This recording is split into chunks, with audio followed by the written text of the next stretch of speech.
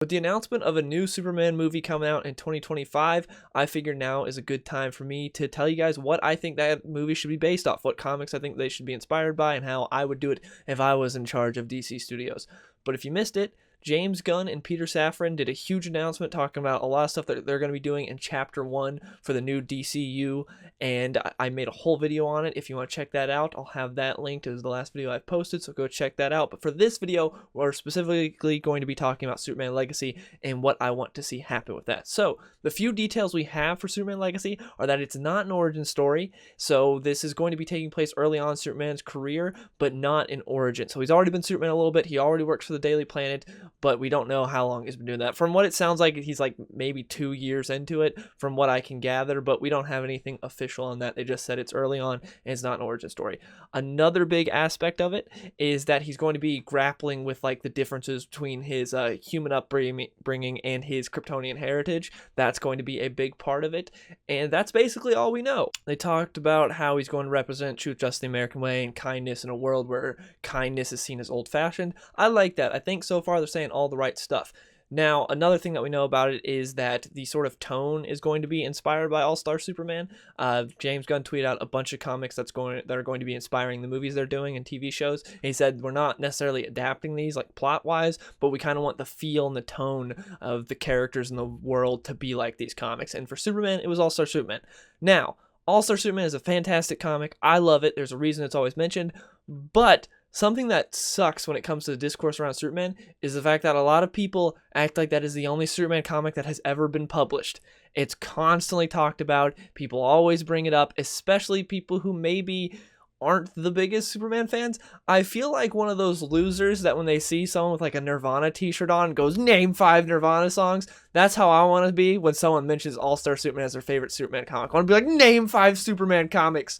Poser. But that doesn't necessarily mean James Gunn doesn't like Superman, doesn't know about Superman. It's just, it's a very generic answer to be like, oh, what's going to be inspiring your Superman? All-Star Superman.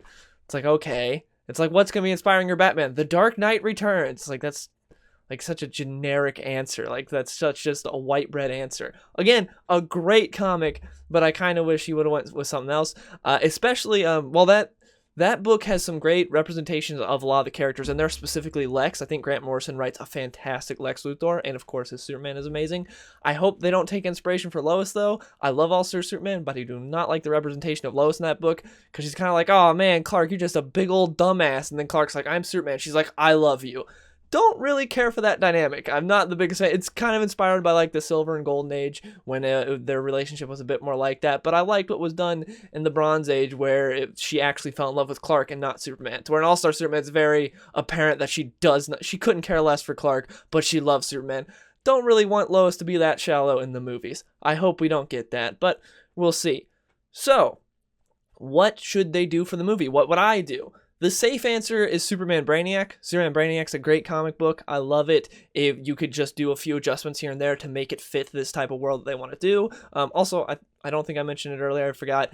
This Superman is rumored to be, they want him to be like around 25. So a very young Superman. But anyways, you could make those changes to Superman Brainiac to make it fit perfectly for a movie. It would work. Superman Brainiac's a great comic. I love it. People have been wanting to see Brainiac for a long time. But what I would choose Superman Kryptonite, which is the first arc in Superman Confidential from Darwin Cook and Tim Sale. You don't really need to change anything to adapt this. It is like in the same time frame that James Gunn and Peter Safran have been talking about. It would fit perfectly. If you haven't read it, it's amazing. Go read it because I'm going to be spoiling a lot of it here. Go read that comic. But anyways, without further ado, let's talk about Superman Confidential and how it would work in a movie. So again, this is called Superman Kryptonite. It's the first arc in the Superman Confidential series that was published in like 2007. It's been a long time since that book came out. Really, really good. So in this story, it takes place in the early career of Superman. He's got a great repertoire with the Daily Planet. He hasn't been Superman for very long. A big aspect of this book is he doesn't know what can hurt him. So far, he's been invulnerable to everything, but every time something happens, he kind of like tenses up because he's like, I don't know if this explosion's going to kill me, because it's like he's now like facing something bigger than he has before. It's very interesting. Like every time something new happens with Superman, he's like, I haven't faced something quite this bad yet, so I don't like, a bullets bounce off me, but this truck exploding might do me in. Like it's very interesting. That's a big part of the book, is like stuff like that constantly happens. It has a great representation for like all the characters. I love the way Clark, Jimmy, Lois, all of them are Perry. The way they're all portrayed is great. It's really, really good. You have Lex is kind of like a side character in the book. He's not the main villain, which I think is good because we've had Lex and Zod how many times now? I love those characters, two of my favorite Superman villains, but we need something new. We don't need Lex and Zod. We need someone new. Lex is in this book. He plays a good part in it, but he's not like the main villain. The main villain is this guy called Anthony Gallo. And Anthony Gallo is this guy who's like the son of this crime lord and had a really just messed up upbringing. And we get flashbacks for him at the beginning of each issue. At the beginning of each issue, you see this giant like green rock, which obviously is Kryptonite. This big Kryptonite rock that is like sentient. It's talking. It's telling you about Tony Gallo because Tony's father like got this green rock and just like, because he's a rich dude, so he just is like, I have a big green rock on display. And the rock watches the family and everything. A lot of things happen. Tony Gallo's dad gets killed by his mom because he's abusive, and then Tony Gallo kills his mom. So yeah, that's one of the many things that he sees. He sees Tony Gallo just go insane and do all kinds of crazy things. In his monologue, he talks about how he sees that he's not really like a person. This guy doesn't have empathy. He doesn't feel joy. He's just insane. And so we get all these flashbacks that are very interesting. We don't really know about the Green Rock or what's going on. All we know is that the Green Rock talks about how he's actually a person in there that's like confined in this Kryptonite prison. We don't know why or how. We find that out later. And then in Superman's life, like I said, one of the big aspects he's grappling with is how invulnerable am I? Can I die? What's going on? He doesn't really know about that. Another thing is he's dating Lois. Superman is dating Lois, not Clark, and Lois does not know that Clark is Superman. So Superman's dating Lois, but it's going horribly because he's Superman. Someone else always needs him. He's not able to be there for her. The 10 minutes at a time that they can spare for each other goes amazing. They really like each other. But Superman keeps like just standing her up because he'll be like, I'll pick you up at 10, and then he's going and like saving people from a volcano. Things aren't going great. Lois isn't too happy about it, and everything like comes to a close essentially when Lois is doing a story on Tony Gallo. So Tony Gallo, the guy that I talked about 5 seconds ago, he moved to Metropolis and started this big casino that everyone's going to, and he's known as this guy that had a casino in Vegas that then like got indicted for a lot of crimes, but then nothing could stick. So he technically, he didn't really do that stuff. So he's in Metropolis now. It looks like he started a casino. It looks like maybe he's not 100% a good guy, And so Perry White says, hey, Daily Planet crew, Lois, Jimmy, and Clark, you are the only three that I trust I know will not be bought out by this casino because this guy has unlimited money. I want you three to do a story on this guy, have a stakeout, like I've got this place for you, stake out his casino and see what's going on. So they do that. You have Jimmy and Clark that are going on like 12-hour shifts to just constantly look at this casino and like have wiretaps and figure out what's going on. And then you have Lois who's actually going to interview him because she's Lois. She's the best reporter. She's able to get him out for dinner to interview him. Something that happens is one night she has a date with Clark. Well, not with Clark, with Superman. And the Tony guy wants to go out with Lois that night. She's like, no, I have an appointment that I wouldn't trade for the world. I'll go out with you the following night. So she's going to go out with Superman that night, but Superman gets caught up saving people from a volcano. And so she's tired of waiting. She waits for a long time. She calls Tony. He's like, let's go out tonight. She goes, she does her story. And then at the end of the night, Tony kisses her on the cheek and then drives off. And Superman saw it all. And they have a talk, and she's just like, it's just for a story. But they have this talk where Lois is like, this can't work because people are always more important to you than I am. And she's like, that's the way it should be, but I can't deal with it. It's a very good conversation between the two. It's like, it's written incredibly well. It's not like Lois is being selfish or anything. It's not like, if you watched Invincible, how that all went down, where it's like, I know you're saving people, but I don't care. I hate you. You're a bad person. It's not like that. She's like, you should be saving these people. These people should be more important to you. This is like, what you're doing is right, but I'm just like a human person and I need you, so I can't deal with this, is essentially how their conversation goes. And so they part ways, and it's very sad. And Superman's very sad about it, and Lois is sad about it. So anyways, that whole volcano thing happened. After that happened, well, actually during that, what happened was a volcano erupted, and it went all over this island that had like these villagers that are not exactly up with 21st century technology. There's like these villagers that don't really know what's going on, and Superman saves them, but in the process of saving a bunch of villagers, he gets just covered in lava because he doesn't know how to stop the volcano. Like at one part he puts a giant boulder in the volcano, it just makes things worse, and the lava comes and just covers him, and it even gets all in his like in his throat and then in his lungs, and he can't breathe and he doesn't know what's going on. He's freaked out and he thinks he might die, and then he finally like he's able to escape that. He's okay, but in the process, like one of the villager ladies thought he was like some evil demon, and she went and committed suicide. Like she jumped in the lava and killed herself. A dog got like hit with lava and died. Some things happen. It messes Clark up. He goes to back to Mom and Pa Kent's farm. That happens multiple times in this book, by the way, which I think would be great in the movie. Clark just when he needs advice, when he needs something, he goes back to the Kent farm to talk to Mom and Pa Kent. Love that. He goes, he talks to him, he tells him about what's going on. In the middle of their conversation, Pa Kent gets up, goes to the porch, and Clark chases after him. He's like, Pa, I'm sorry, I messed up. Those people died. I'm sorry. He's like, no, I couldn't be more proud of you. You did the right thing. You did the best you could. What I'm saying is, he's like, me and your mom always thought you were invincible. She still thinks you're invincible. Don't talk to her about stuff like that. I don't want your mom worrying. She doesn't need to worry about that. He's like, I know you're not invincible. I know there are things that can hurt you, but Ma still sees you invincible. It's like, it's written so well. This entire comic is written very well. And again, you should read it if you haven't. So after that, Clark goes back to Metropolis. A lot of things happen. Fast forward. And there's a part where Clark is going to, he's going to stop this like Lex Corp payroll that's getting robbed.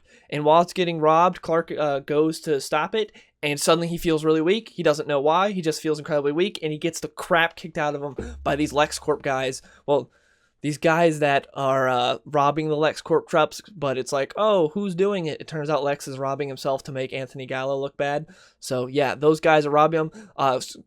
Lex is watching this all happen. He's like, I didn't think I had the tech to hurt Superman. He's like so confused. Like, why is this stuff I gave my guys shouldn't be able to hurt Superman? But whatever. He's like, kill him. But then Clark gets better and he beats up the guys.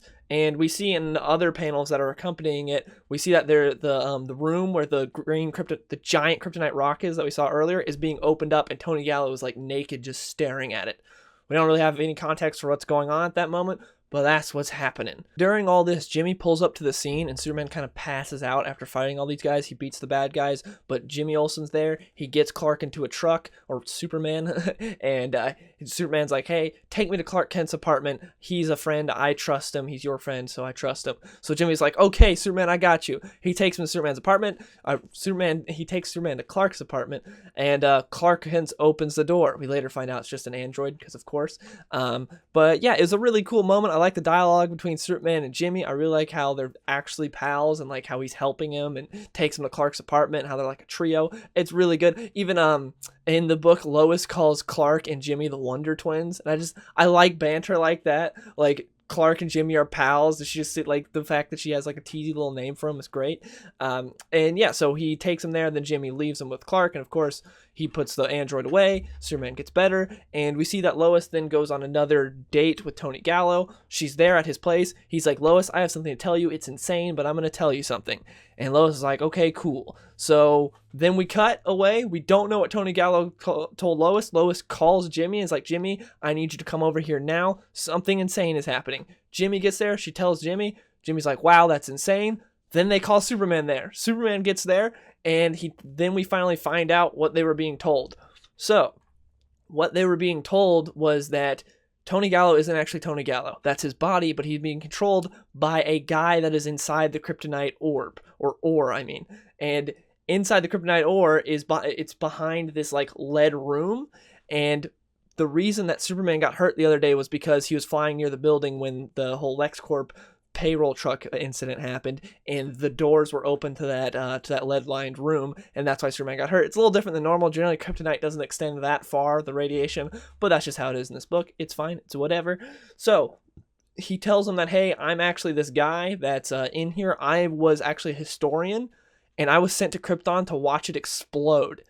And so I know what happened with you. I then, when it exploded, I got encased in this like kryptonite prison, and then I somehow got intertwined with your trajectory to Earth, and that's why I'm here. I followed you to Earth. I've been here this whole time as well. I've just been stuck in this thing and passed around from like person to person, from rich person to rich person, essentially, to whoever's had me. Like some monks had him at one point because it's big giant glowing green rock. So the historian then tells Clark, he's like, hey, I can show you all this. Like I have the power to show you this in your head. But we're going to have to open the door for a second so I can make this connection, because I'm going to leave Tony Gallo's body and I'm going to show you what's going on. The problem is you're going to be in a lot of pain, but once this connection happens, we can shut the door and you'll be good, and we'll just be like in this other plane of existence for a minute so I can show you everything. But also Tony Gallo is going to take control of his body again, and he's insane, so some things like that happen. So Clark's like, okay, Lois trusts you, I believe you, let's do it. Lois says she'll protect his body while he's like out, so that happens. They do that, but when they're going to go and close the lead doors, Lex shows up because he's been keeping track of this the whole time, because when when Superman got hurt earlier, he's like, my stuff shouldn't have been able to do that. What's going on? He was able to connect the dots, and he figured out that it was Tony Gallo who's behind it. So he goes there and he's like, nah, let's leave these doors open for a little bit and see what's going on. And so Superman is essentially dying, but he doesn't know it because he's knocked out. And in the other plane of existence, we get to see what happened on Krypton. We get to see Laura and Jor-El, and it's really sad, and like we see Clark's reaction to it all and him finally finding out. This also ties into in the movie, if they wanted to, like they were talking about how they wanted him to like do stuff involving his Kryptonian heritage and his human upbringing. This would be perfect for that. This story has beats for that. So it's a really great moment. Some stuff happens. Tony Gallo awakens, unarms 2 guards, and then kills himself. Legit, a pistol in each hand, and is insane. And then Lex is just like, well, that was interesting. That happened. But Lois is like, please let us close the lead door so that way Superman doesn't die. And Lex is like, nah, we're going to keep this here. And then Jimmy Olsen grabs a gun and points it to Lex Luthor's bodyguard and like a taser to Lex and says, we're shutting the door. And it's great. And then Lex leaves, beaten by Jimmy Olsen. It's done so well. I love it. And then Clark awakens. He comes back. Everything's good. And then the issue ends with a little bit later where Clark ends up taking Lois on a date. It's really cool. I really like, because generally I'm not a fan of Superman and Lois dating. I don't know. I just never liked that because I always felt like it was a bit of an abuse of his power, kind of. Like, it always just felt kind of weird. And also, I didn't like Lois being, like, real shallow and hating Clark but liking Superman. Whenever that happens, I just don't really like it. But the way this book did it, I liked it. Like, they tried it. It didn't work. And then realized it was better that Clark and Lois actually liked each other more. Had, like, more things in common, things work better. And also part of the issue, like, Superman in his head is talking about, he's like, how do I get people to like me? Because I have to suppress who I really am, otherwise they find out I'm Superman, so I have to be this dull idiot as Clark. And it's like, the things Clark grapples with in this book are great. There's also a really cool moment where, like I was talking about, when Clark was getting the crap kicked out of him by the Lex Corp guys, when he was under the influence of Kryptonite, he, after that, he's happy because he realizes he can die, and he talks about, he's like, I'm not some kind of invulnerable freak. I'm mortal. I'm like everyone else here. I'm like every other person on Earth. Like, it's really cool. And again, that's something that matches with what James Gunn and Peter Safran wanted to do, which is have him, go to talk about his Kryptonian heritage and his human upbringing. Him, like, having this realization that he can die, that he is mortal when he didn't know his limits before. Like, it's really well done. This comic is written really, really well. It's also a beautiful comic, by the way. I mean, you have 2 artists, Darwin Cook and Tim Sale, behind it, so of course it looks good. But yeah, it's such a good comic. Pick it up if you haven't. I don't know if they have a trade for it. It's weird in issues because it's the first 5 issues and then issue 11.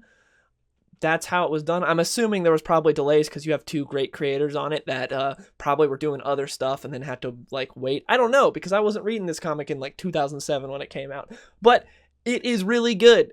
You should read it. It would be great for a Superman movie. You don't really have to adjust anything. Like, it's done so well. All the story beats are there. The only things I would change is early on, Superman fights the Royal Flush Gang. I love that part, but I feel like you could substitute the Royal Flush Gang for some more, like, classic Superman villains. You could throw in, like, a Metallo or a Silver Banshee or a Parasite or anyone else in there. It's so that way you could set them up to use them in the future.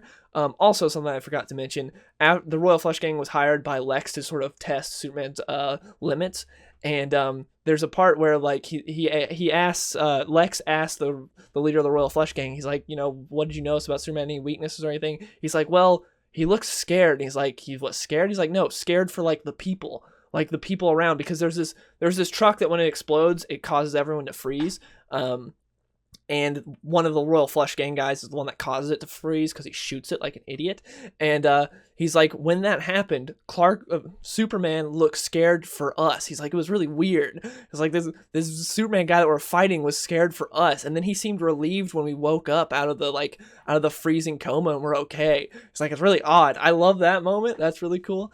But yeah, that's basically the only thing I would change that I can think of, is I would change that to like some more classic Superman villains instead of the Royal Flush Gang. So again, you can set up in the future. What I'd really love to set up for the future, Superman ending battle. I mean, for like the third Superman movie, because you have to do a lot of groundwork first because there's so many Superman villains in that movie. Oh my goodness, Superman ending battle would be amazing. Superman ending battle in a movie. Oh, it would be so good. It would be so good, but you have to lay the groundwork first. And I think this movie would do a great job at that. And yeah, I just rambled for a long time. I hope you guys enjoyed it. Let me know in the comments below what you think of this, and also what comic would you choose to adapt for a Superman movie. Hope you guys enjoyed the video, and I'll see you later. Hey, skinny boy, saucy boy, I be running to the bank. Yeah, you know I hit the gas in the whip full tank. Riding past the ocean while I'm listening to Frank.